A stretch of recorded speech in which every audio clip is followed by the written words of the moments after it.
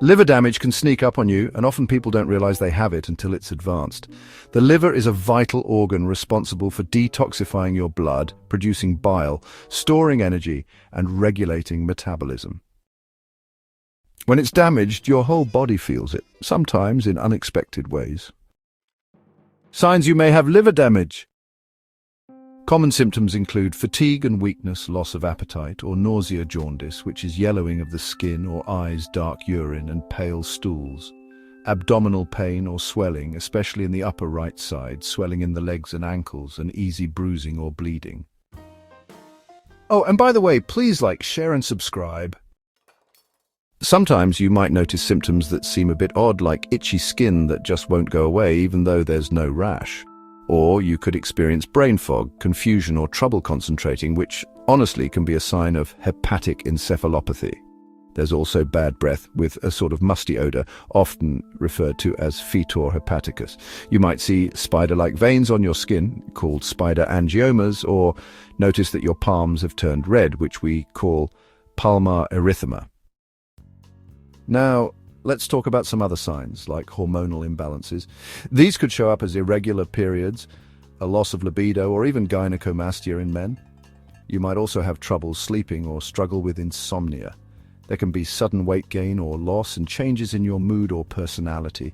Some people notice a persistent body odor, and you might see changes in your nails, like white or brittle nails, or even clubbing of the fingers. Bleeding gums can also be a warning sign. So what are the causes of liver damage? Well, let's dive into this. First up, alcohol abuse is a major culprit. Then we've got hepatitis A, hepatitis B, or hepatitis C, which can seriously harm your liver. Non-alcoholic fatty liver disease, or NAFLD, often linked to obesity, diabetes, and high cholesterol, is another concern. Toxins or medications like overusing acetaminophen or paracetamol, and even certain antibiotics, can be harmful. Autoimmune diseases also play a role. Hemochromatosis, which is an iron overload, and Wilson's disease, a copper overload, are also causes. And let's not forget, exposure to chemicals or mold, specifically mycotoxins, can be quite damaging too. So, what should we avoid in terms of foods and drinks? So here are some foods and drinks you really should avoid if you want to keep your liver healthy. Alcohol, fried or greasy foods, high fructose corn syrup and sugary drinks, red meats, especially in excess, processed foods and fast food, excessive salt, refined carbohydrates like white bread and pasta, artificial sweeteners, and unnecessary supplements or medications. You know, while so-called detox products are mostly just marketing hype, the liver does actually benefit from making healthy choices in your daily life. Natural ways to support liver function. So, when it comes to supporting your liver, it's really important to eat liver-friendly foods. Some great options include leafy greens like spinach and kale, as well as cruciferous vegetables such as broccoli, cauliflower, and Brussels sprouts. You might also want to add more garlic and onions to your meals, and don't forget about beets and turmeric. Grapefruit can be helpful too, but only in moderate amounts. Avocados and walnuts are also excellent choices, along with apples and berries. And of course, using olive oil in moderation can be beneficial as well. There are a few lifestyle changes that can really make a difference for your liver health. First, drink plenty of water throughout the day. It's also important to exercise regularly and make sure you're getting good sleep.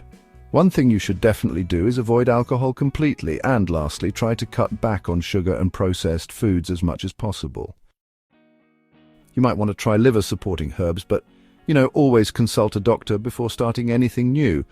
Some herbs that have been shown to support liver health include milk thistle or silymarin, dandelion root, artichoke leaf, and schisandra.